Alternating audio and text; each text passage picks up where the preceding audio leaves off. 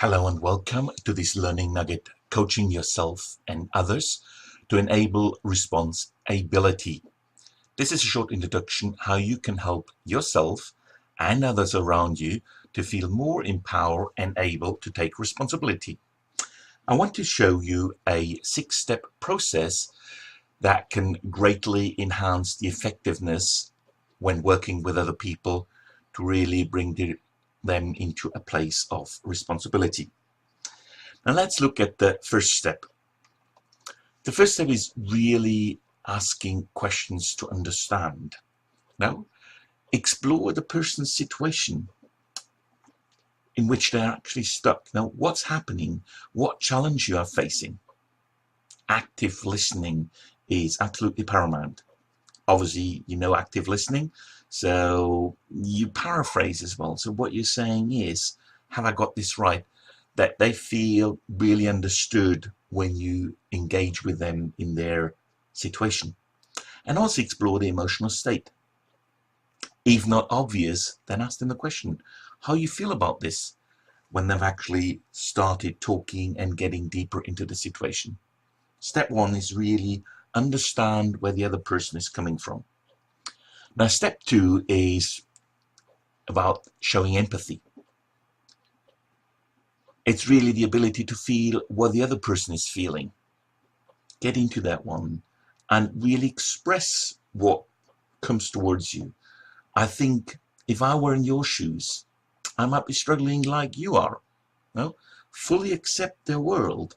Don't show judgment. Create the concept of support and understanding.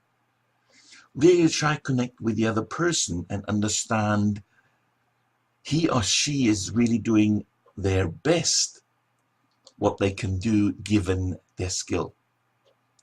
Empathy is the key to get a deeper engagement and actually get people who are stuck in a situation, in a victim mindset, to move forward and move out of that one.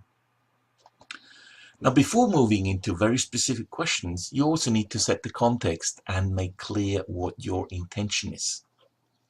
Be very clear why you're engaging. Okay, give it the focus.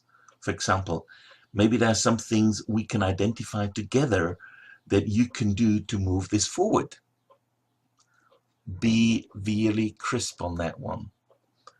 Because in some cases, you may actually see if you're not clear about the context and your intention, people may jump all over the place because they feel, okay, now it's time to really get into depth in this issue and in my behavioral pattern. But also check their willingness, check whether they're happy to engage with you before you move forward. Now in step 4, this is now really going deeper now. So I give you some examples of triggering reflection in the other person. How did you respond when this happened? And then maybe, on reflection, how could you have responded in a better way? What alternative can you think of that could have been more effective given the circumstances? What could you have done to prepare yourself better to reduce the risk of a wrong outcome? What can you do now to change, recover, or improve situations? So these are all the questions that can help you to trigger the reflection in the other person. Be open. You notice they're all open questions. And one key question is really also that you look into what can you learn that could help you next time.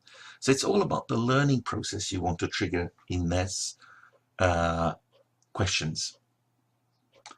And then when you really go into the solution mode, when I said how to move forward, don't give suggestions.